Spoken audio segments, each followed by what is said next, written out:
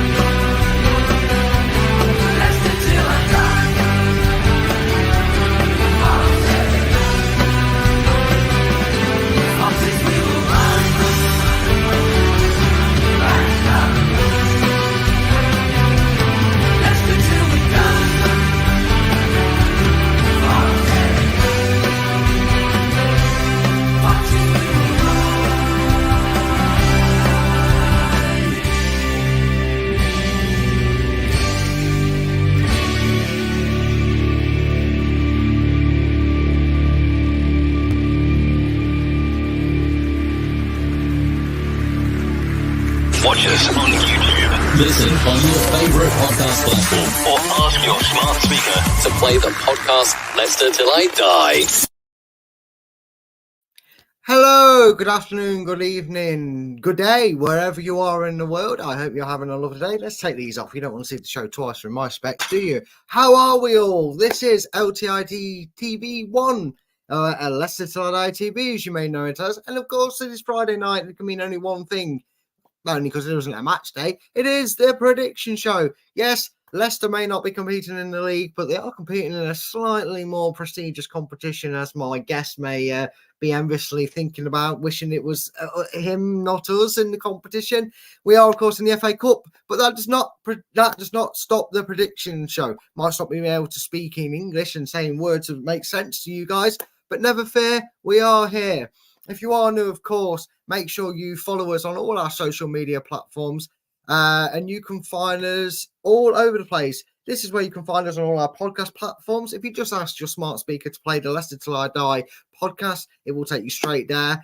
And I don't know if you know this, but a certain celebrity, a minor celebrity, he says he's major, but I'm trying to keep his head from fitting on screen. He is available on the BBC website / Leicester City, LCFC. He is on there. His fans view is up there, ready ahead of the preview for that. And also make sure, now I know we've been promising this for weeks, but me and Chris have been working really hard in the background. If you are new to this channel, make sure you're first of all subscribing to this channel. But if you're eager for some football quizzes and you think you have the knowledge and are a committed Leicester fan, or you just love football and know a lot about Leicester, I don't know why you would if you're not a Leicester fan, but make sure you go over to LTID TV2 and subscribe to the channel for the home of Leicester City football quizzes. Yeah, that's right, folks. You heard it here. We are back underway. There is a organisation for a quiz over the international break. We are hoping to get the first one done. If you've ever seen the show Tenable, for copyright reasons, it's called the Pyramid Game on here. We are going to be playing that. So it's going to be top 10s. Maybe it's top 10 strikers. Top 10 Premier League Leicester striker goal scorers. It'll be all things Leicester related because we are a Leicester channel. But if you love a good football quiz, please make sure you're going over there and getting that channel lots and lots of love with your subscription over there. Now, without further ado, after that shameless plug, we're back to where we need to be, and that is for the prediction show. Now, I did say this in a little bit of jest because we've got more important things to do on a Sunday. But a guest whose team, well, to put it politely, has had a few smug fans come our way recently. They are doing a Tottenham, but they're doing it a lot more successful. They're singing "Coming for You, We're Coming for You." But unlike Tottenham, they actually have a chance to come for us and take our top spot over the weekend. It is our lovely guest. It is a Leeds fan, but we do forgive him from that. It is Carl. He's waving there, but we can't see him. He's Carl. Carl, you're a lovely Leeds fan. We actually like you. How are you, my friend? How are you doing? I am good, thank you. I had a very good week, actually. A good weekend break last week. So I wasn't doing my show last week. So I was back home for Mother's Day in Huddersfield. But I was enjoying with the Leeds win while I was watching the Geisha Forest on my iPad while I was still in bed after a long train journey. But yeah, it's not been bad this week, actually. Good. I mean, obviously, you're not in this cup competition. You do get knocked out by our opponents. So just want to have a little touch on this before we get into the predictions. I mean, are you sat there seething and hoping Chelsea do us over, get rid, and at least we can't keep them over here? Or are you actually backing the underdogs of Leicester to turn Chelsea over? Because you were close, weren't you? You guys really nearly took them all the way, at least. Which side of the fence you sitting on? I'm more backing the underdogs. Listen, I'm a Leeds fan. We don't like Chelsea anyway. I'm always going to back the underdogs. So, and I think you guys have really got a good chance as well. I think maybe there's a lot of frailties, still a lot of frailties that Chelsea scored. I just don't think it's settled at the moment with everything they've been going through. Yes, they won against Newcastle this past week, but I just can't see them winning a trophy while this situation. I think you have a chance to go back to Wembley for the semi-finals. So, honestly, yeah, I just think Chelsea. I just think Chelsea's gonna have some issues, especially with how they play. So I think you guys will have a good chance with them this weekend. Well, I can guarantee you all Leicester fans far and wide, and hopefully in this chat are as optimistic as you are. Obviously, we are here for the prediction show. It is game week 35, and I just want to catch up with some lovely people in the comments because, well, there's lots to get through. But there is Chris, who's playing mischief in the background. He's also playing mischief in the comments. He's gone, Leeds 0, Millwall 5. You heard it here first.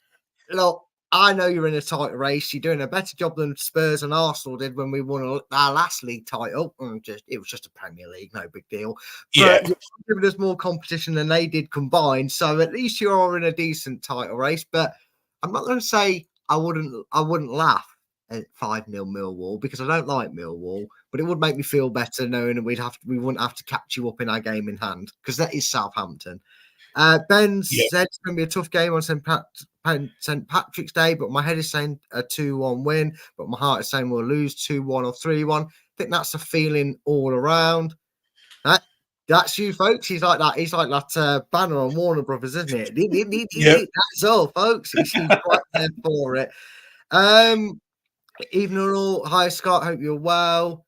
JSY Talks Football says evening all to everybody else. And some of these people are coming over from your channel. I believe you've got one that you do with Doug as well, don't you? As well. Yeah, I do. We did Totally Leaving Home Football podcast. Yeah, so I have been back on a lot more regularly now. So hopefully, the good news is I am trying to do a bit more content now towards the end of the season. So yeah, I have been, just needed a refresh, and so yeah, so we're back on tomorrow with this Saturday show tomorrow with all the predictions for the Premier League as well as the FA Cup as well. Talk about some of the draws in the European leagues, the European competitions as well.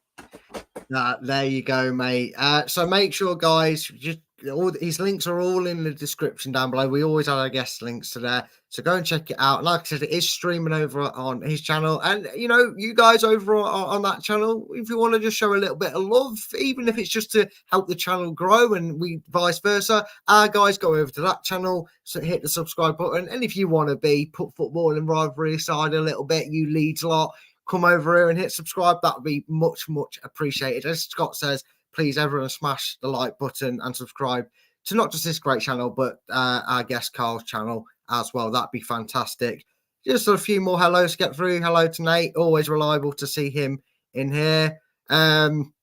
Chris is just trying to stir that pot, and he's stirring that pot. Yeah. He's stirring that pot. He is, isn't it? That subscription count, Chris, it went up and now it's just gone down 3 for people that have read that comment. That's it now, Chris. You've done it here. Nate singing your praise here, mate. Said, good guy, Cole is, but I wish Leeds the worst of luck for the rest of the season. We say it's banter, don't we? But it is good to see. It is good to see. Scott has said, what's he said here? Wow, thanks, Cole, but are you just hoping Leicester beat Chelsea in progress to give Leeds a better opportunity for the top spot? Listen, it's mind games. Anyway. You have to play the mind games, but I do back you guys to win. I really do. I think Chelsea, I don't know. Like I said, Chelsea just not that team. I don't like Chelsea. I prefer the underdog to do something, so... Yeah, I mean, at the end of the day, you're going to get the chance to go top of the league anyway, whether we get beat or not. So I don't think there's any favours to say. You might as well start playing mind games. Look, this is never late than never. It's not like we've reeled him in, Cole. We planned this backstage, didn't we? Talked for 10 minutes about nothing but about football, and then reel them into what they're all here for. And of course, you guys are here for the prediction show, which is also a predictions league. For Carl, who knows a bit about it, Chris is informed about it. We actually do have a predictions league now. You're obviously not in this, Carl. Now let me just change the way we're going to set up. I'm going to go top and I'm going to go bottom, because for those eager eyes that are waiting to see how they did or how badly it affected their week's performance, we have got the predictions league table for you all to see. And it didn't work how I wanted to. That's sad. I feel sad now. I had it all. Is that one? Is that the one I need? No. Is that one I need? No. None of them want to work. Okay, well, we're stuck seeing it full screen because apparently that didn't work. I was so happy to have me and you left and right of it, and it didn't fit the screen. Typical. I can't get myself right these days. But here we are.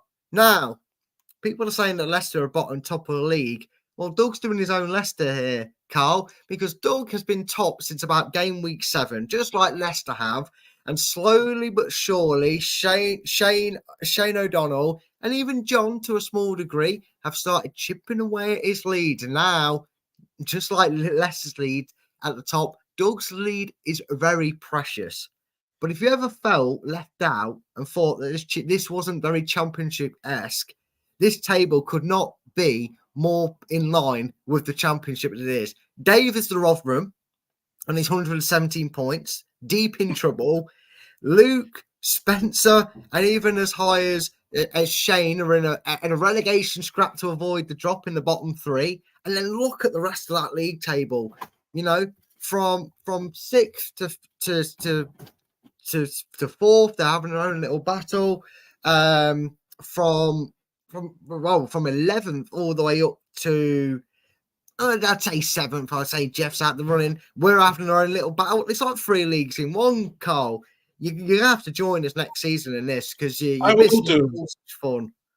No, I will do. Yes, that's very interesting. How Doug he's been top of 6 game week 7, and he's slowly like I say, Shane and then John and now are behind him. So yeah, it's not going to be easy ride. But for you guys, for yourself, Anthony and Chris and Jeff, that's going to be a tight battle who finished 6th as well, because that's going to be very interesting with that one. Yeah, but I think Dave's got a bit of a difficult time to save himself. So yeah, time will tell. I mean, I will be fair to Dave and Luke. They joined halfway into the show. They joined halfway into the season. So I can't really mock them too much for being that long, because I'm a bit concerned that had they actually been in the start, I'd still be bottom of the league, which I was for a while. And Chris has eventually stopped mocking me. You always have a tendency to be bottom of the league for some reason. You always, even last in quizzes and stuff as well. It's like, at least you know. No, listen, it's a good thing. It's a good thing, okay? It's a good thing, all right? I'm just saying. For God's sake, Chris, don't clip that. Don't get that put up too often. I mean, you won't finish 6th, Anthony. You'll finish below me and Chris, and that's where you belong. Good boy. Just do as you're told. Love you, Anthony. Good to see you in here, mate. Hi, Doug. Good to see you, mate. And Total Football says hi, lads, as well. Good to see everybody in. Eager to see it. So, as we are, I mean, you're right with the quizzes. However, you're making me say this now. I need to remind everybody, whilst I'm stuttering in the championship prediction show, I am the 2-time Premier League champion.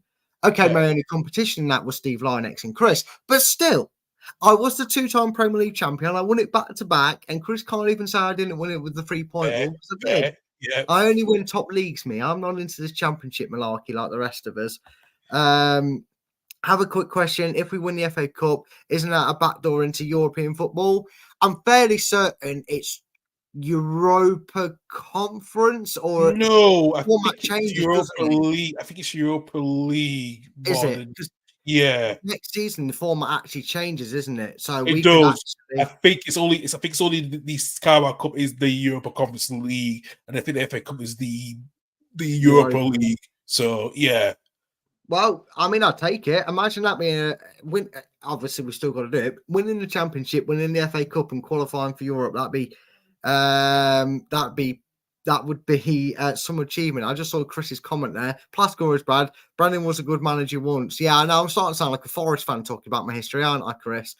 Anyway, we've kept you all on tender hooks long enough. After I told Carl backstage, we try and get this done in an hour. We're already 15 minutes in. So without further ado, we are at game week 38. And We're going to get cracking onto it. A huge derby getting the fixture list underway. It is Swansea City versus Cardiff City, and both teams having very different seasons to each other. Now, Cardiff have had a bit of a torrid time against Swansea in recent times. I can't remember how they fared earlier on in the season, but I know from being on a lot of quizzes, as you happen to mention there, Carl, not telling me on my success rate on them, but there was a Cardiff fan on them, and he was saying that they hadn't beat Swansea in about 6 or 7 games. Again, I don't know how the early season went, but where do you see this going? Because both teams are fighting for different things. Where do you see this one going, Carl? Because I'll be honest with you, I've gone for a high scoring draw. Chris will be shocked because I never normally go draws. So I've gone 3-3 because I can't decide. Yeah, well, the thing is, Cardiff have been on really good form in the bottom half team. They're not too far, but they're just on the same level points and the goal difference as Preston. So they're surprised they're making a little bit of a late charge into the playoff because Hull's form has been dreadful. They've drawn for the last 5 games, and the last game was against you guys last weekend. So I think Cardiff could be interesting if they can get to that playoff as well now, because after I speak to a few of the other Sunderland fans and Bristol City fans, they're definitely out of it. So Cardiff is the only opportunity outside that top 10 that can actually chase into the playoffs, that final playoff spot. So I think Cardiff will have a bit of it's a must-win game for Cardiff if they want to keep the results go their way. So I am going to see Cardiff winning. I hate Cardiff, but I think Cardiff will win this 3-1. I think Swans have really been tough and struggled this season as well. They really have been. Oh, well, there you go, guys. His hatred shows true, and I've got to respect the hate. I love it. I love it when you commit hatred to a club. Because people might think that Leicester fans would hate them after that debacle in the playoffs, but to be honest with you, we hate Kermigan more than that because of that penalty disaster. We all have erased that from our minds, and I'm sorry if I've just sent a traumatic spell. Sorry, I should have to any Leicester fan that was remembering that kind of playoff. But I mean, I know you're in the top 2, and it's close between us. But if the worst was to happen to one of us, would you be worried about a Cardiff team getting into the playoffs? Because they'd have to do it on a surging run of form, wouldn't they? Is that something that you're kind of thinking, I don't actually want them getting up there, because if we do, you play them, wouldn't you? 3rd versus 6th. Yeah, you kind of do, because the thing is, any team's got on a good surgery run of form will be the best informed team in the playoffs. And that's always been the case. And I think when we had that situation a few years ago against Aston Villa, in the first season of Bielsa, we knew they were the informed team that was ready to and they were, because they beat Derby in the final. We lost to Derby in the semi-final. So it can have an effect. The best team that's been on the surge on a good form has that advantage. If you're a team that's just missed out on the top 2 and you're exhausted, you're tired, you're like exhausted, you have to prepare mentally and physically for that playoff semi-final, those 2 legs, and also the final if you do get there. So It is going to be a tough one. If Cardiff can make it, I think they're going to be the best hot informed team in that playoff. If it's us or Southampton or Ipswich, whatever, you have to prepare. You need to prepare. Yeah, and the thing is as well, there's some statistics that have been done, and I think they say that the team that finishes in 6th is actually more common to win the playoffs, and it's probably because they're taking that euphoria of making it on the last day normally, or they've got on a run. I remember in 96 when we beat Derby in the playoff finals, we actually did it on the last day, and we got there. And we were on a torrid run of form. Neil had taken over from the manager turmoil at Christmas. We at that point in the season as well, we were top. And when he came in, we were holding on to the playoffs, and we dropped out. Fans started to turn on O'Neill and the club because we dropped out the playoffs altogether. And then we made that last ditch run where we got a run of form, run of games where we turned it around. And that just seemed to carry us past Stoke and get us to the playoff final. And it can prove an advantage. So I wouldn't like to play them if they get there, but it is interesting to know. What is interesting to also know is I have wrote your score down wrong because you went 3-1 Cardiff, didn't you? Not I Swansea. did, not 3-1 Swansea, yeah. Yeah, Chris has agreed with you in a sense, but he's gone 2-1 to Cardiff. You guys in the chat, just so you know, it might be a predictions league, but you can get your comments in. Everybody else has already got theirs in, so it doesn't matter. Get your comments in. Even if you just want to comment on teams that you support and you want to wait for it, that's fine. But get involved just for a laugh and a banter. It's all for fun. Anyway, so make sure you're getting your predictions in down below. There's lots of you in, so it's good to see as well. And Total Football, we used to have a certain button that I ended up breaking, so Chris had to remove it. Otherwise, he was going to have to put me in the naughty corner. But I had the button. It was a picture of Brendan Rodgers stood on Bell End Road. So I would have been pressing that for you. You would have had that for making such a statement. But I'll forgive you anyway. If nothing else, you are forgiven. John is in the chat. John, you are safe tonight. Not only is Chris on, not only is Chris not on the show, but I already have his results locked in, so he cannot copy your homework tonight on the show. So you're welcome, John. Nice to see you in, mate. Yeah, but so then moving on from the Welsh derby, Birmingham and the sacking assassins, Watford. They nearly went a full season without sacking the manager, but they couldn't resist the urge. It's like an itch, it's like an itch they couldn't resist. They had to scratch it. They have just sacked their manager. And Birmingham, well, for Birmingham, it must be hard being a Birmingham fan because they started off fifth and then they made two stupid decisions. They let an NFL millionaire take over the club. Well, he's soon to be a billionaire at some point, Tom Brady. Well, yeah, true. Okay, but until then, okay, they let a very rich man take over or part ownership of the club, and then they hired, in their infinite wisdom, Wayne Rooney, who has literally nothing on his CV in terms of success, and they went from fifth all the way down to the relegation battle. Their form's been up and down, but they have been picking up points. I would say do Watford get the new manager bounce, but these players must be so used to a new manager coming through the revolving door that is Watford. I don't think it'll phase them. Before I tell you where I've gone with this one, where do you see this one going? Because for me, these two teams don't have too much to fight about. I think Birmingham are going to be safe enough to stay up, and obviously Watford are nowhere. John's gone 1-0 Birmingham. Don't let it influence you. Where are you going, mate? What do you think? It's a tough one because especially we're not having Tony Mowbray's been out with his health problems for the last few weeks. It has been a huge factor for Birmingham. And yeah, they are a point above both the Huddersfield and Sheffield Wednesday. So for that, that investment they need to stay up. I just think for Watford's situation, like I said, the manager's sucking revolving doors every time, and I keep hearing stories about what really happened. I'm like, it's not huge news. This is Watford, for crying out loud. But this is not what happened, because they were linked with the takeover. So the Pozzo family would no Pozzo family. But for the fact is, they still get there. I don't know. I just think this is going to be a 1-1 draw, because I just cannot see these teams get a win at the moment. I think it'll be a good point for Birmingham City, but probably for both teams actually, because I think they're all.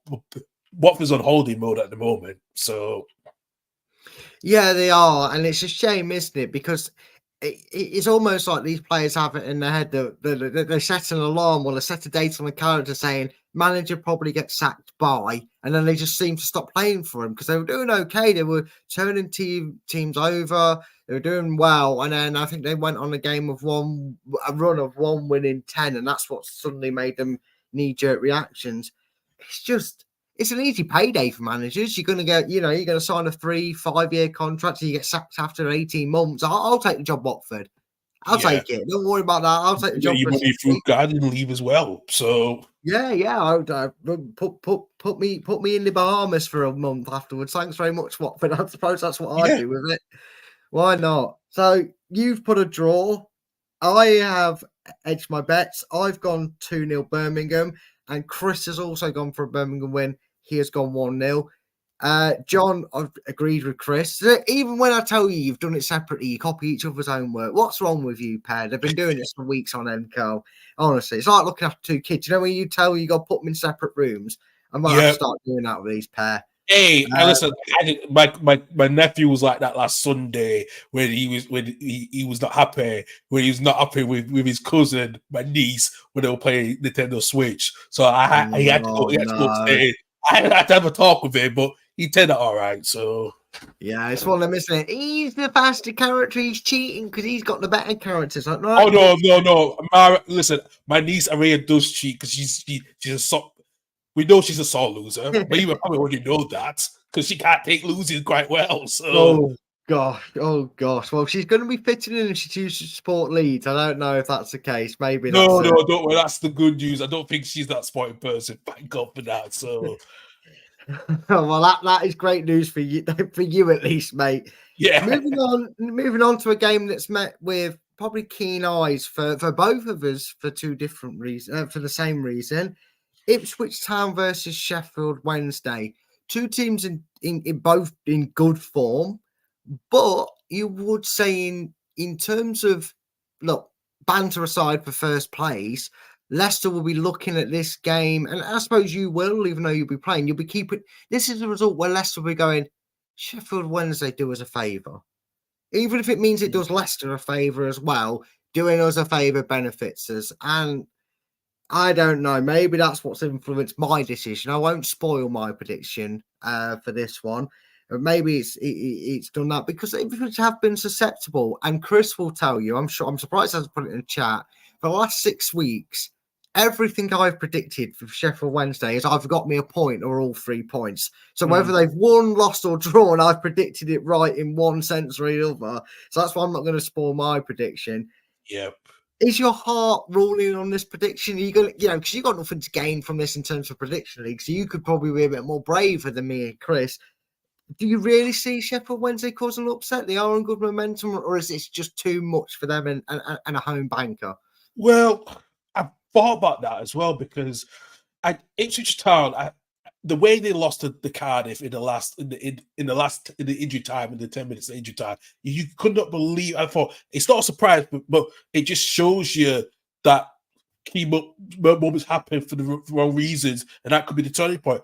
Sheffield Wednesday, before we played the game, they were in good form, and actually they had good 1 or 2 chances against us as well.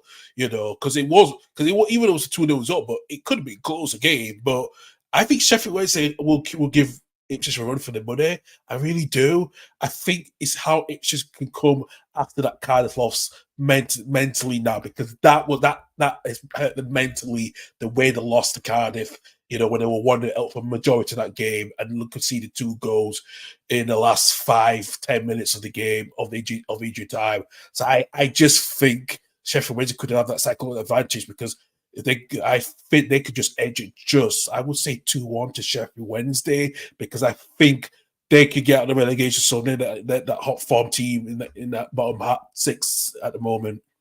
You know what, Carl? It's not true what they say about you. You Leeds fans are all right. I like the cut of this man's jib because I honestly can see it. I've said it a few times. Ipswich for me, and look, they're having a fantastic season. Whether it's second, whether it's playoff, they have well exceeded their own expectations. It's a credit to them. It's a credit to the manager, their die-hard attitude. But I did feel a little bit smug seeing them concede 2 goals in extra time, because the amount of times they've won or drawn a game, me and Chris have nearly pulled our hair out. I mean, okay, Chris has only got 4 hairs to pull out, but Yeah, he nearly pulled them all out. Yeah, at least, yeah.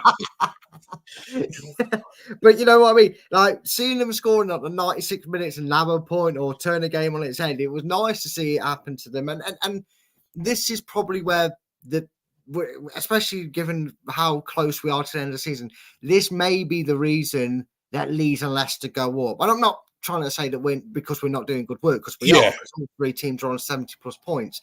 And it's the first, teams haven't. It's very rare that teams are on this amount of points going into this part of the season.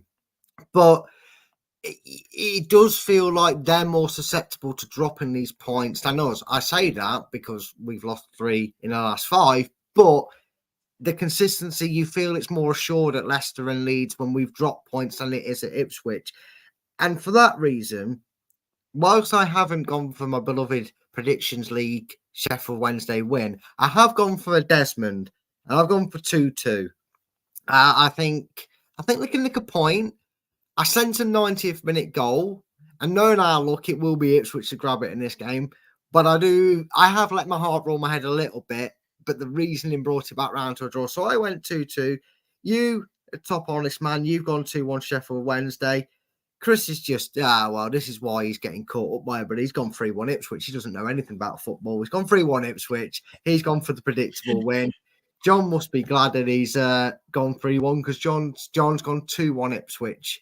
I mean, I think it'll be an interesting game. I think you're right. I think it won't be an easy win if they do get one by any stretch of the imagination, just purely because of how Sheffield Wednesday are fighting for their lives. And that was a long way off 10 or 12 games ago, because they were down with Rotherham in everybody's eyes. So yeah, it's good to, at least they've got something to fight for. It's good to see. Now then, we're talking about we're just talking about Ipswich, we both agreed are exceeding expectations regardless of where they end up finishing ultimately this season. Two teams that I would say are performing below par. One certainly more than the other, and I understand more with one with their injury crisis, and the manager hasn't really worked out for them. Talking about Middlesbrough versus Blackburn. Now, John Dale Thomas was linked with the Leicester job before we got Enzo, and I know Michael Carrick was linked with it as well. I didn't want him. I've got a vendetta against ex-players getting easy jobs, but Carrick's doing okay at Middlesbrough. But both were wanted by Leicester. We obviously got Enzo in the end. But both teams this season, is it fair of me to say that Middlesbrough are underachieving this season? Because Blackburn definitely are. They've had a disaster of a season. Yeah. I've been harsh here to Blackburn. I've gone for a big win for Middlesbrough. I've gone 4-1. I don't think either of them have got anything to play for too much.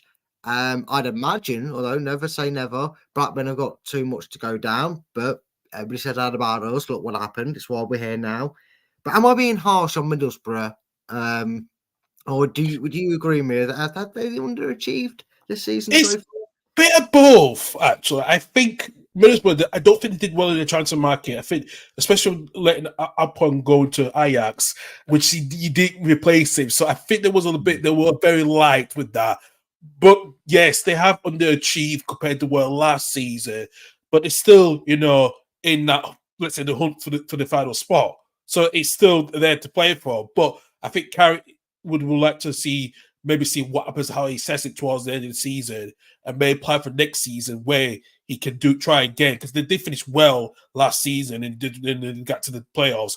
But I just think at the moment it's a bit unachieving, even though Hull's been on a bit of a form. Who can challenge Norwich is going to be the interesting part, because I just don't think, but as for Blackburn, I just don't think Middlesbrough will just miss out. But as for Blackburn, I hope they do stay up, because I think, John Eustace can build that team again, rebuild that team again, because I know they've lost some good key players as well the last few years, last two seasons. So I think they will rebuild. They use summer from Blackburn to try to challenge in the top half again. But I just think for both these teams, it's kind of been written off them, especially how they perform well last season. So I think myself, Middlesbrough will just edge this 1-0. I've said close, but I feel it'll be a 1-0 win for Middlesbrough. Wow, you've given Middlesbrough the edge there, and John, he agrees with you. He has joined exactly the same. He's gone 1-0. I told you I'd make this show up as I go along. 1-0 Middlesbrough. Now it wouldn't be a show if I didn't say this about Chris. Chris loves a draw.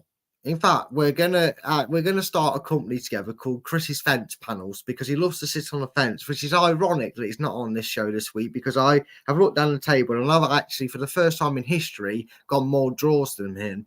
But he has got his first one in this week, nevertheless, and he has gone for a Desmond. He can't separate them. He has gone 2-2. So it's interesting.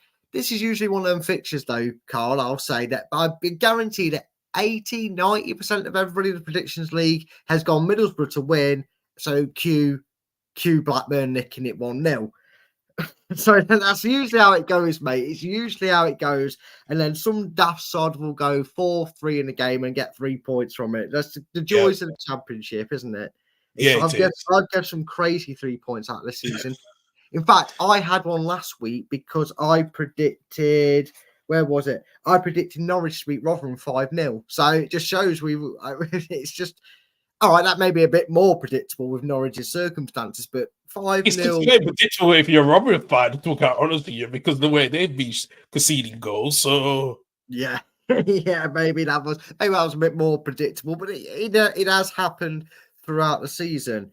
Now then, we're going to move on to, well, thankfully a team that's no longer sponsored by Gingsters. Don't ask me about my Gingster stance. I love the sausage rolls. It's the Cornish pasties for me. Don't call it a Cornish pasty.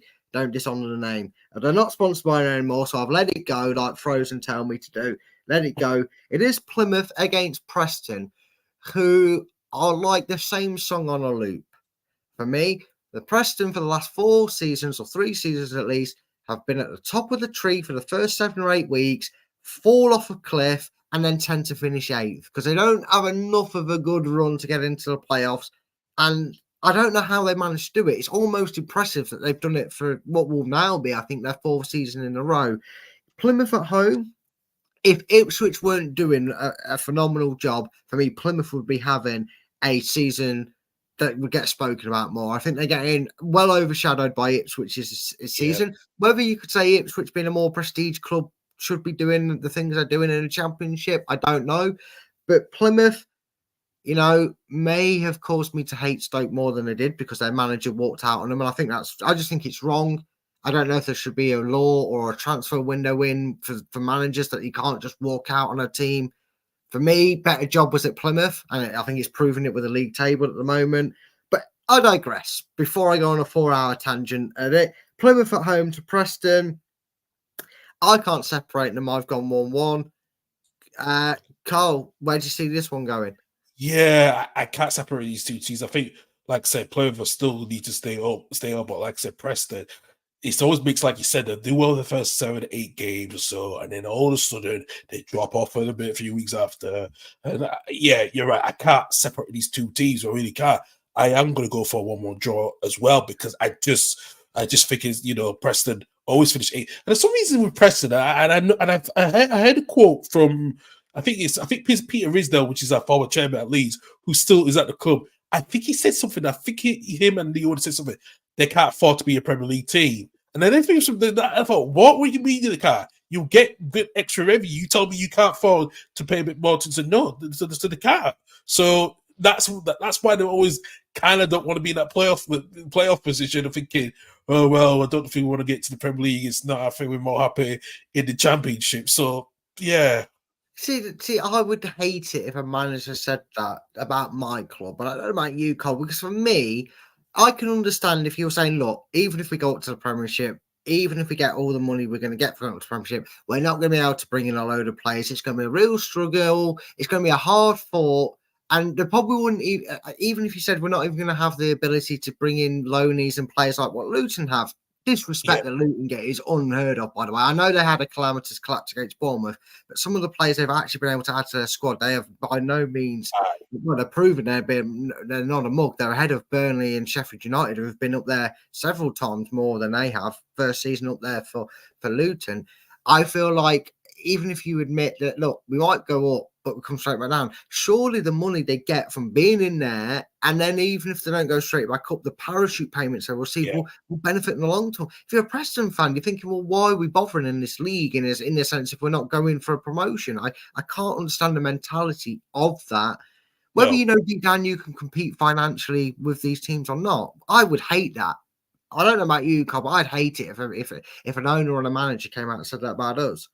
Yeah, I would same as well too. Because you're there to compete to get see how if you want to get to the dream line. Maybe it's for a season, but you get that money power maybe back to help the future of the club secured with structure and stuff and developments. But if you're saying you don't want to be promoted, then what's the point? You're cheesing off a lot of fans off completely, especially the Preston fans who were the original founders of the Football League. They should be probably in the bloody Premier League because of how they were the original founders of the modern English game, pretty much with the English Football League. So technically, they should be in there historically. If you have examples like Stoke did it a few seasons ago, had a good period of time. So I don't know. You have to question certain clubs that don't want to go up to the Premier League, and they're like, they don't have the just don't feel we have Yeah. the resources. So Yeah, exactly. And even if you think it, keep it to yourself. You don't go out publicly and say it. And because what does that say to a player?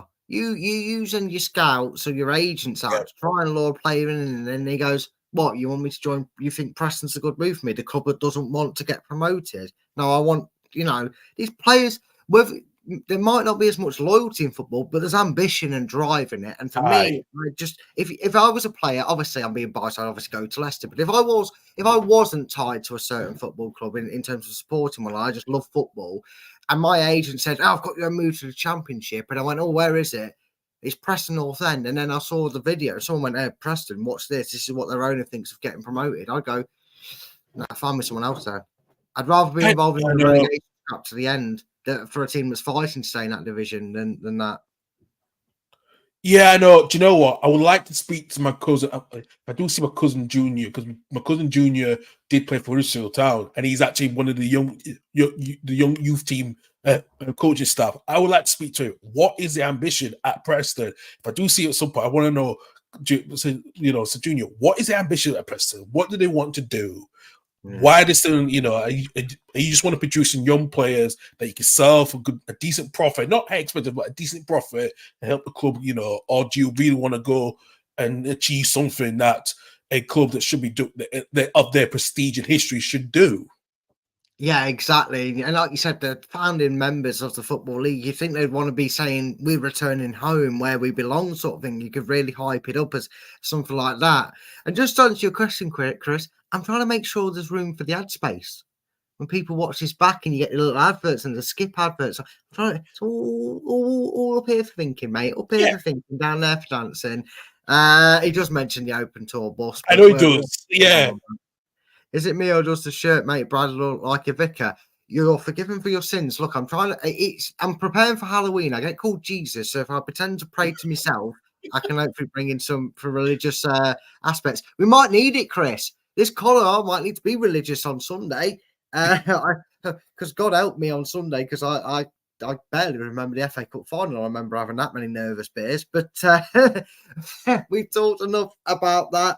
And with that, we're on for a full house here, because I've gone 1-1, you've gone 1-1, and Chris went for another 2-2. Not the dress, the Desmond time. He's gone for a 2-2 draw. So there we go. We're all sitting on Chris's fence panels for that. Yes, Chris, you had to get it in. I waited for you to. He's not the Messiah. He's a very naughty boy. Y'all love a bit of Monty Python on this show. It's not like we don't love to go on tangents and all sorts.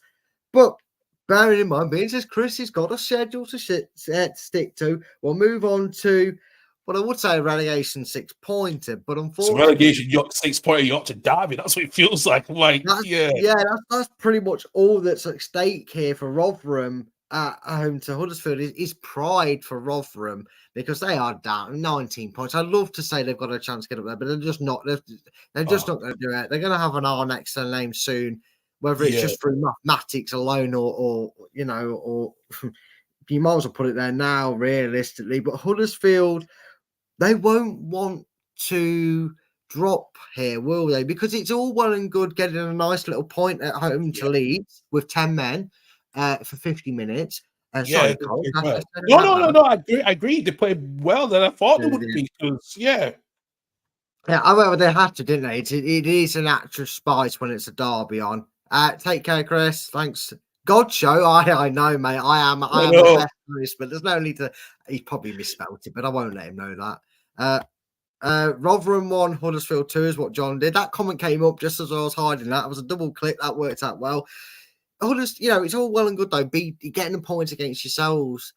They're in that point of the season with 3 or 4 teams. Obviously, Carl, they don't want to lose this game, because it's, you can't go and get your bonus points against top 6 sides and lose to your Rotherhams and your Swanseas and your Blackburns. You've got to win these games.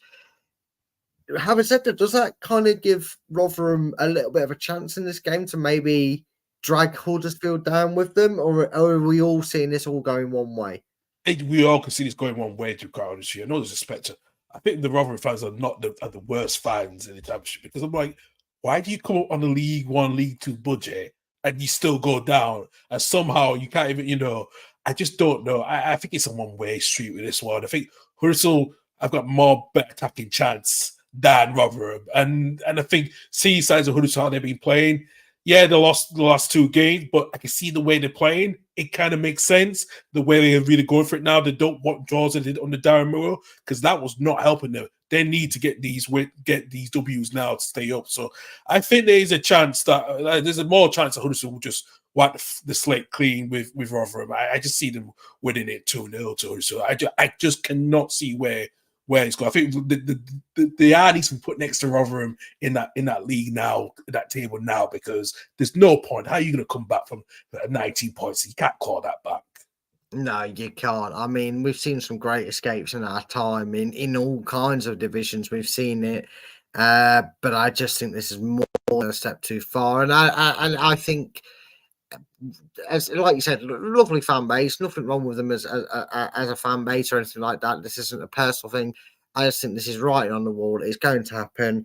And you've gone 2-0. Well, me and Chris have both agreed with you in the sense that Huddersfield will win it, but we've only gone 1-0. I think Huddersfield's lack of ability to score hatfuls of goals is probably what's got people going low scores. Like John went 2-1 there.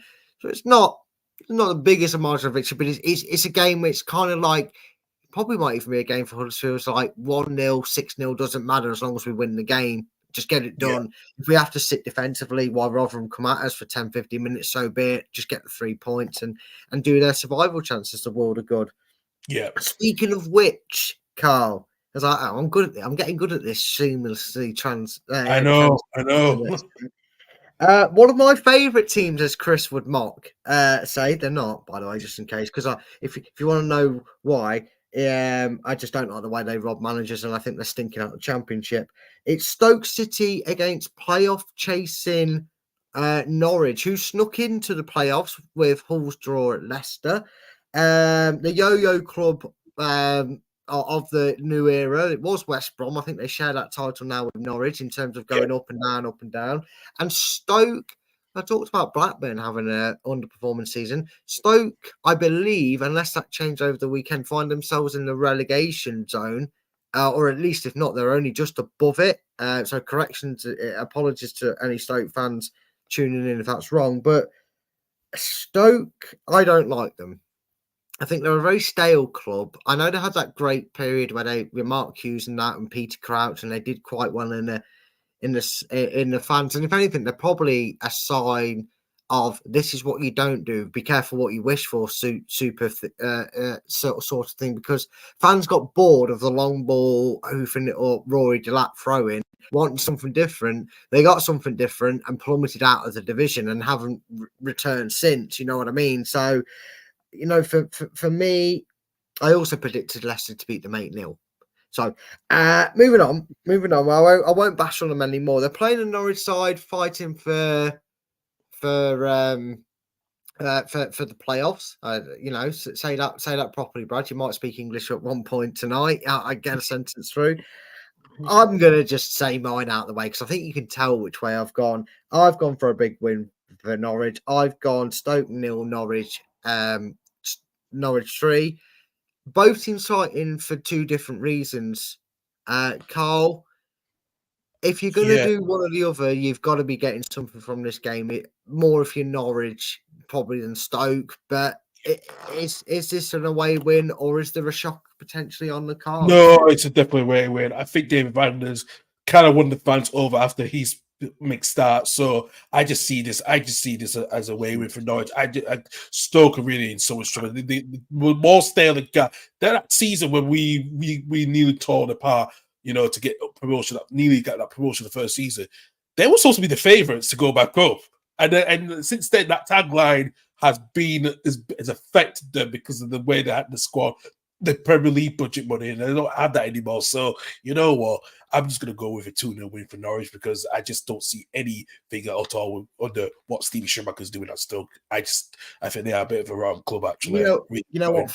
For me, mate, for what I said about Plymouth, because I do like Plymouth. I like going down south. I've got down near that area. Well, I say near that area. They're a fair while away, but it is still in the coastal area. And it was my late granddad's second team. He liked to keep an eye on Plymouth. He likes that sort of thing. So I want Stoke to I want Stoke to get relegated because I just don't think managers like that. It's like what was his name who jumped ship about 14 times, ended up at Southampton, practically got them relegated. Oh, Nathan Jones, yeah. Nathan Jones, yeah, who may have been better off if he went to be a teacher instead of a football manager because he couldn't do either by the looks of things. No, he couldn't. God. But And he's trying to do that at Charlton as well. So yeah, I don't know what Charlton are thinking. I mean, there's desperate, and then there's being that desperate if you're taking that sort of manager. No, I think a relegation might be good for Stoke because I think it needs to get the head out of the asses and sort everything out from top to bottom because how bad it was. They need to get relegated so they can start properly. Do you know what? It would be quite ironic from a Leicester fan's perspective. And those that remember the League One days, I'm sure there's a few of you in there. Yeah, we got out the first attempt. I mean, I know you didn't, but we got the third attempt. Yeah, so yeah, but at least you got out of there. That's what matters. There's some teams that went down there and haven't got back since. So I know. Like the team, for example, like Oldham went from the Premier League going out to the National League. Yeah, you question that. So I know, right? But we played Stoke on that final day of that hellish season, the 08 season. Yeah, I remember that. Yeah.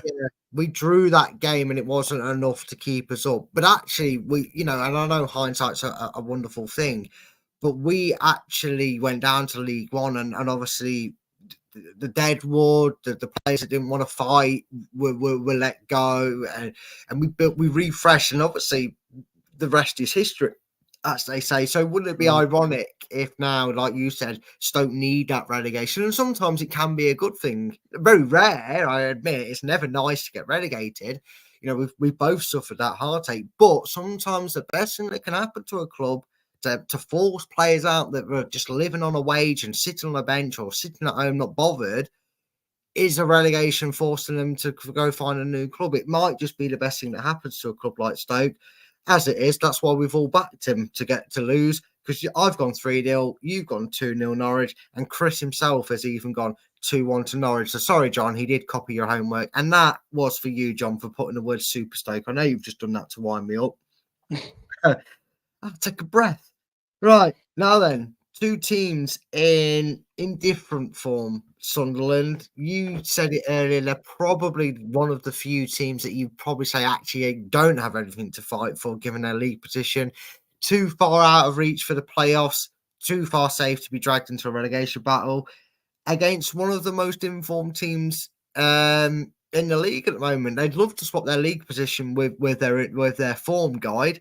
Well, I am, of course, talking about Sunderland, who are hosting Queen's Park Rangers, who, they beat Leicester, but we don't talk about that. Great fun for the away side against, again, like I said, a Sunderland side who are sat in 11th, and it would take a bit of a run. It's not mathematically impossible, but you do feel like, are the Sunderland players going to be on the bench for this one, Carl? Because I haven't been able to separate them. I've gone for a 1-1 draw because I do think they're a bit more reassured at home than they have been on the travels this season, Sunderland.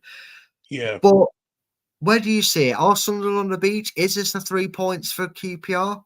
It is kind of, in some ways, it is, because especially the players could not stick up. They want to stick up for Michael Beale. I can see why Rangers.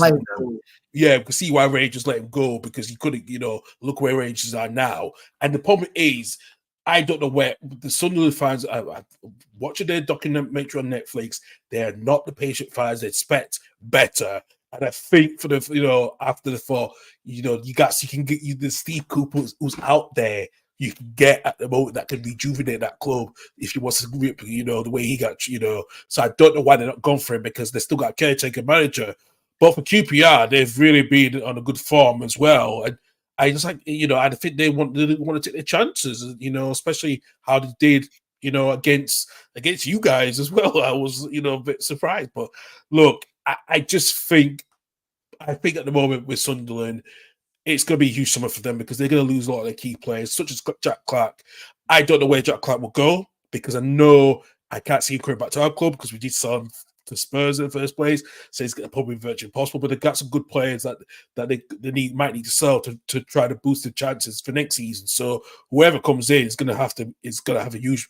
It's just like what Leeds with the Leeds job. That's another huge job, especially with the fan base in that city as well. So I just think you do have to worry about that pressure now, because it will start. It is. I've always said that Southern John's always kind of been a bit of a positive challenge for years. So, yeah. But I will. But my prediction this one, I just see a grind out 1-1 draw. To quite honest with you, I just don't see Sunderland picking up that fight at the moment. I think they just want to get those draws and just finish in the good top 10 for the rest of the season. That's pretty much it. Well, you're not the only one that agrees with me as well. As John said there, John, which is sort of love you, John. I love you, really. He's gone 1-1 as well. Chris, however, he did feel that QPR are going to continue their run of form. He's gone 2-1 QPR, and honestly, it's one of the two results. I just don't see a Sunderland win. I feel like you. I do feel it's strange, and it's, I thought until I double checked the league table, I thought, are they in like a relegation battle? Because they've not been doing well for a few weeks, but they're not. They're fairly safe where they are. Because I remember when we obviously sacked Brendan, nobody seemed to want the job. We had a caretaker in charge. There was managers out there. I mean, thank God we didn't make a mistake like Leeds United and hire an American and then Fat Sam. Oh, hey, sorry. listen. That was I blame that last ownership culture that we had. Fucking Victor Ortega, I hated that man. He was always screaming to people's ears every time that we were at Ellen Road. So glad we got rid of that deadwood, and actually it's been more refreshing for the first time in 4 or 5 years. So yeah. Oh, that's good to him. Glad you got decent ownerships going on there, mate. And it's only a bit of tongue in cheek in there, but yeah, I mean, it's a difficult. I forgot what I was saying. What was I saying? Remind me, Carl, please. It was difficult with Sunderland QPR. Yeah, I just wondered if it's the same then. Does no one want that job? Because they've not been pulling up trees. They've never really. I mean, okay, we've been in the Premier League more often, so we don't pay it as much attention as we do. But I've never really noticed them in the playoffs, and that's been a long time. And they've been in the Championship. Okay, they dipped out once. They've been in the Championship more than enough now. And again, these fans. I don't want to live off history, but a lot of these fans will remember Niall Quinn and Kevin Phillips, winning the Golden Boot, being up there, making that. They made a semi-final of the Worthington Cup against Leicester in the time. I mean, we beat them. Didn't want to bring it up. I did, but they had fairly good success for the club they had. They had a great manager in Peter Reid at the time as well, and now it just feels like it's a cursed club to go and manage. And there's a few out there, but they are definitely one of them.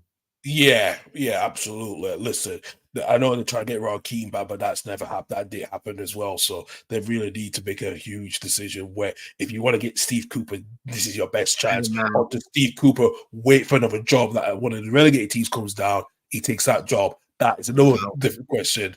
But it won't be Nottingham Forest. He can't go back, because if Nottingham Forest get relegated, he can't go back. So, Yeah. Well, that's the thing. You don't know. Some of these managers do wait for opportunities, but then again, how long does that stock last? People forget. We have short memories as fans, and he becomes old news. So hopefully, hopefully that is the case. That he can get back into management, because I know he managed Forest, but he was a good manager. He did do good things for them. And unfortunately, 15th time's a charm after getting the owners backing wasn't enough. But I don't know. I think he should take the job, but maybe he's hoping something a little bit more prestige opens up at the end of the season. But just want to say hi to Richard.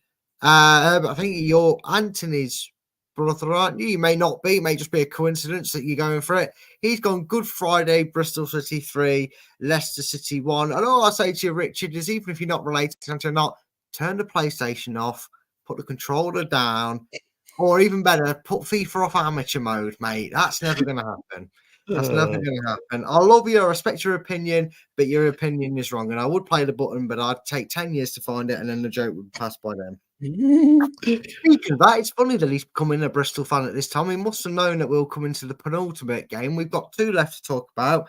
We've got a bigger one to talk about. So we're saving. I usually say the best till last, but we're playing in a quarter final of the FA Cup, Carl. So we'll save the second best till last for our guest.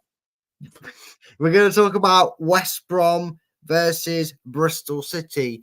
A team that's kind of gone in the merry-go-round of managers, Bristol City. Again, probably in that bracket, not going to go down, probably not challenging in that playoffs enough. But a West Brom side that are probably seem to be stuck in 5th. And you are anti. I thought it was because we had another Herbert come in the show. It wasn't Herbert the pervert from Family Guy. It was another Herbert that came in, but he said he didn't know you guys. I can't remember his surname now, so I just want to make sure, Rich, that you were Anthony's brother. Tell your brother he's a knobhead, but with love. Say it with love. I mean, you don't have to. You're his brother. You can tell him he's a knobhead and hit him. I don't care. That's you're his brother. You can do it like, but just tell him I said he's a knobhead with my greatest love, mate. And I hope you are well, all banter aside. But West Brom seem to be sat in 5th, very cozy. Definitely not on the beach, but playoffs it is for them. It seems they seem locked into that playoff spot. Where do you see this one going then? I think West Brom will continue their decent run of form. Actually, I just think Bristol, they're going to have a huge summer. They're going to need to spend that money after the FFP constraints they've had during the last few seasons, especially they couldn't spend that money from that Scott transfer deal. I think for West Brom, it's a bit of breath of fresh air because they've got the new ownership coming in now. So I think it's probably a good time for that. They're coming in when they are in the top 6, and I think it's a good chance for them they can get that player from. I'd like to say Carlos Corberan has done a good decent job. I know he went abroad to Olympiacos, that didn't end well, but coming back to England after when he had the job at Huddersfield, I think he was the right man, and I think they were he had to go through the tough times, especially with the ownership under the last ownership they've had. So it's a bit of a huge change that he's got those players who are not very much the household names, but the least are getting that mentality of that togetherness has really helped them. So I think for them, they're in the playoffs. They're in the playoffs, and I think if they don't get up next season, I think they got a good future with the new ownership of what they need to do to try to mount a challenge for next season if they miss out. Yeah, I mean, it's they're a far cry from the horror show that was Steve Bruce in charge. He did something similar to what's happened to Birmingham this season, didn't he? He came in and he got told to take them out of the division, and he got the wrong end of the stick, and he tried to take them out of the division down to League One because they fell apart. And this season, quite the contrast, and a lot of raving reviews. We've obviously done 2 shows with West Brom this season. They love their manager, and it's great to see he's got building a great reputation for himself. He's going to be a manager if this keeps going, and if he gets West Brom back into the Premiership, either via the playoffs this season, or maybe once we've buckered off and make it a fair contest, he'll take them up automatically next season if he doesn't do it, like I said, through the playoffs this season. He's going to increase his stock. So I won't be surprised if next season Chelsea try and pay 50 million for him. But what's your prediction for it then, mate? So I was so invested in what you're saying. I don't actually know if you said your score prediction or if I No, I haven't. No, listen, I think Carlos Corberan, when he was at Leeds United coaching staff, he did well under that coaching staff. And I think he's got a good future as a good, decent Premier League manager. I really do. I am going to go for a West Brom win, 2-0 to West Brom. I think Bristol are going to struggle. They've really struggled in away from Bristol to this season. So I think West Brom will continue their playoffs just to get their momentum and the players ready for the playoffs. So they win 2-0. Well, you've gone 2-0. John has agreed with you in going for a win to West Brom. He's gone West Brom 3, Bristol City 1. And guess what? For the second time, Carl, we have got a full house. You've gone 2-0. I've gone 2-0. Chris has gone 2-0. Feels like Oprah Winfrey. 2-0 for everybody. We've all backed a 2-0 win. I used to like your show. Lol. It's all West Brom. Sorry, mate. We're just being honest. They are a good side. They are in good form. Yeah. You had Nigel Pearson. When he was your manager, we loved you too. But now it's your own fault. You should have stuck with the man. He could have told people, Brad,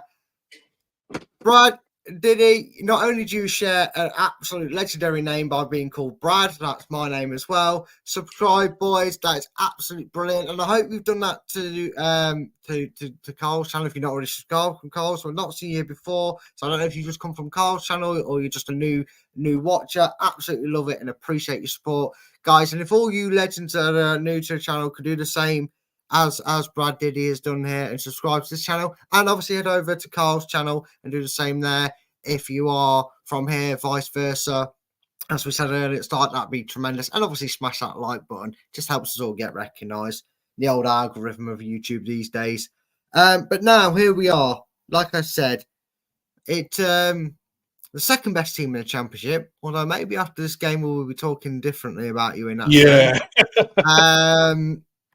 Oh no, I do love that, and you've also got Matty James as well. So yeah, there's still a bit of love there, but you lost a little bit when you sat Nigel Pearson. But we still love you, really. You've got Matty James, and of course the man that won League One, the Championship, and the Premier League, Andy King. I don't like mentioning the fact we've won the Premiership. I do, but there you go. Yeah, we still got a love there. Second best team could become top of the pops, and Chris Wilson has said this for a while, and I agree with him. If any team finishes ahead of Leeds United, they deserve to win the championship. We are, all joking aside, you had that term, considering the turmoil you had at the start where it was very toxic. You had toxicity in the club, you had toxic players, you had players that were going on strike, they wanted out, they were refusing to train, refusing to play. Credit to Daniel Farke, he's got you firing all cylinders, and had you not had that start, you would probably on for the points record. I know. And you'd probably be well ahead of us in that sense. I think you'd be probably coming on to 90 points sort of area. Yeah. How your form's been. You're at home to Millwall, who I really don't like, but then it's Millwall, not even Millwall fans. I hate Millwall. We all hate Millwall, okay? I would have been at this game if I didn't go home from Mum's Day last weekend. I would have been at this game on Sunday. And my mum said, "Are you sure about this guy? Are you sure you want to?" Yeah. I said, "Probably," but yeah. She said, "Come on, Mum's Day. I want you to see your Mum's Day. I want to see the whole family." I said, "All right, fine." So I did that instead of coming home this weekend. So. Oh, bless you. See, that's it. A mother's love is always better than going into a fist fight, yeah. A fist fight. I was about to say a fair fight, but I thought, no, it's probably not. No, exactly.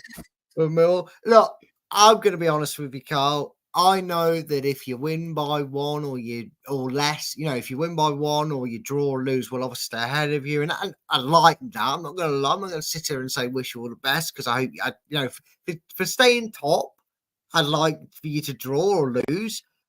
And I think goal difference, you'd have to win by 2 clear goals, don't you? Yeah. So if you win 1-0, I'll take it, or 2-1 or 3-2 or something like that. That's fine. You can have that, Cole. But I have to admit, I think you're going to absolutely tank Millwall. And I've actually backed you to go top of the league, mate. I've gone Leeds 3, Millwall 0. Chris has kept us top on that aspect. He's gone 2-1 to Leeds. You're a Leeds fan, in case people on here don't know you yet. I'm sure they would do. Yeah, mate, just quickly, happy birthday to your brother, mate. If it is his birthday, I hope it's a smashing day. Happy birthday to him. I'm sure he's got lots of great presents for it. Look, free reign, go for it, mate. Have you say, how bad are Millwall and why are you going to smash them 7-0?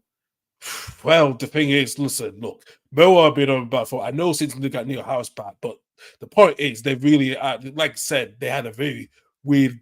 We beat them 3-0 at their ground at the middle of their season as well. So that was a win. The edge was slowly rolling, especially like you said earlier on moments ago about if all that toxic and all that rubbish that didn't happen, we would have been well ahead, and that is true. And we can agree with that, because we did not know that the ownership transfer, the ownership, we were still waiting on who was going to be there. Like the players were like, we didn't know who was going to go on strike. It was like, could have been the bloody bin man going on strike. I'm like, bloody hell, You go on a strike, but you get a lot more than the bin men that have to work, pick up a waste of scrap every single day, and you're like, you want to leave, and they take it. If Barker could have just let it all crash down, but he hasn't. He just makes sure, like, if you're not going to play it, I will put it in the bench, but you will have to earn my respect. And he's done that with most of the players, like Willie Nonto. I think that was his agent's fault. I blame the agent for that, his agent, because he's so young.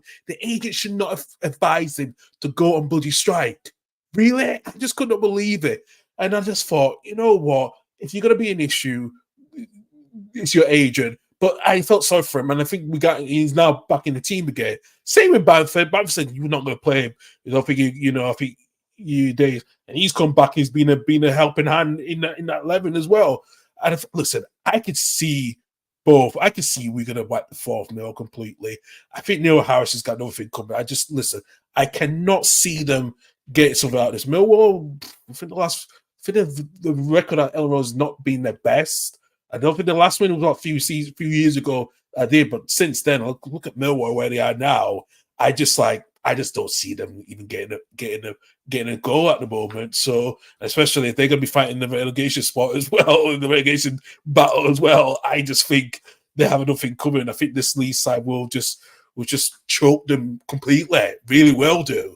I just can't see Millwall keeping close throughout the whole 90 minutes. I think they will struggle after 20 minutes once the intensity just keeps increasing. So, I am going for a 4-0 win. If we can, hopefully that will be a 4-0 win for us. I'm not letting Millwall concede a goal, and that will put us at the top of the table. So, well, you heard it here first, guys. The Leeds fan sticking true to his team, and credit to you, he has gone 4-0 to Leeds, and that would put you top on goal difference. Obviously, game in hand for Leicester, but it would put you top. And I always say I'd rather play the game than be games in hand, because games in hand don't always go the way you plan. Again, Brad, thanks for that. Appreciate that, mate. Subscribe to both channels. That's great to know, and it's just great to see. But there we are, guys. That is the end of this week's prediction show. Game week 38 has come to a close. Carl, you have been a fantastic guest. You're going to be regular on here now, aren't you, with us to the end of the season? You're having to run in. It's going to get... I am going to be, yeah. I am. Yeah. So, go on, Carl. Sorry. I'm looking forward to it. I'm looking forward to it as well. So that's the best thing. So I will be a regular. Even though I'll let you know in advance if I'm not doing one of the days Fridays, but I am going to be a regular, and that's what I am going to do. So yes. Mate, that is brilliant. And you know what? Considering where both teams are in the league, you couldn't ask for two better kind of guests to have on, a Leicester fan having a Leeds fan on for this show. So it has been fantastic. But Carl, I know your channel is obviously linked to this streaming on your channel now, but just let everybody know where they can find you and all your other social media so they can find you on. Yeah, absolutely. You can find us all on the social media on Instagram at LH Football Pod, also on X, known as Twitter, at LH Football Pod as well, and you can find us on YouTube on the Total Leaving Hole Football Podcast. Find us on there. Please subscribe and like as well too, and also you can find us on all the platform services, streaming services as well too, including Google, Spotify, and also Apple. There you go. Guys, make sure you go and check out all his socials that he's just told you about there. Again, the links are in the description to the channel and everything else that Chris always puts in there. And Carl, just want to say a huge thank you for coming on. As is tradition, even though we're not playing it actually against you this week, and it's that I would wish you all the best for tomorrow, but I'd be lying. I hope you either only win by 1 goal or no. You know what? I can't even say it. It's Millwall. I can't say it. Carl, win the game, win it 1-0. That'll do me. I'll be happy with that. I can't even say draw with him. Saying it then. Yeah, no, you can't. You can't. So I can't. But we have come to the end of the show. Thank you, everybody who we love your support to the channel. We love the fact that whether you only nip in here and there because you're busy working, or you come on throughout the whole show and you get involved in comments, we really do appreciate it all. And just remember, guys, not just this channel, do make sure you're doing any good stuff on this video, liking the video if you haven't already. I can see some of you. You're about to leave, aren't you? Get back here. Hit like. Good. Now you can go. Hit the like button, subscribe if you are new, and go and check out our sister channel, LTID TV2. Football quizzes are in the working over the international break, so don't worry. You don't have to decide between repainting your front room and watching international football. You can have exciting things happening throughout that week. We're going to have a quiz. We're going to get that channel up and running. It is predominantly Leicester-based. It is more Leicester-based quizzes. But once the popularity picks up, once we've got more of you lovely people over there subscribed and the channel's growing, we'll reach out to, so even people like Carl could come on and show, and then the shoe can be on the other foot, as they say. But until then, also, before I forget, because he told me off last time for not doing that and doing this properly, as you can see there's a little QR code. If you scan that QR code on your phone, it will take you to the LTID TV TikTok page. We're trying to reach a 1,000 on there. I believe it's 1,000 you need on there, and then we will have TikTok to broadcast to. So if you want to scan either of them QR codes, I think one might be for Instagram, and the other one, the black one is the black and white one is there for TikTok. So if you want to give them a quick scan, come on, 10 seconds. I'll give you till 1 minute 16, and then I'm going to end the broadcast and say thank you to Carl for being on it. 6, 5, 4, 3. So, see, shameless plug. I can do that. Oh, that hurt my ears. I'll never do that again. Really hell. Carl, again, thank you very much for coming on. And if hopefully we'll see you here next week. And again, beat Millwall 1-0 so we can stay top and we'll go up together. Can't guarantee that for you. Can't guarantee that for you. Well, at least all you need to say is I'll try, Brad, and that make me feel happy, mate. Just say that for you. We'll try and win 1-0. That's all I'll take. Again, thank you, everybody, for joining. Thank you to my guest, Carl. And make sure you hear Early Bird catches the warm on Sunday for the watch-along for an FA Cup quarter-final. But until then, everybody, take care. And as always, up the Foxes.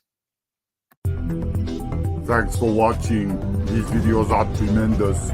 You better like them too, or I'll be back. The TalkSport Fan Network is the ultimate on-demand destination for the UK's best fan-led football podcasts. Including Leicester Till I Die, independent analysis and reaction for the Foxes faithful. The TalkSport Fan Network. Unbeatable club-dedicated content created by the fans, for the fans. Follow the podcast on the TalkSport Fan Network.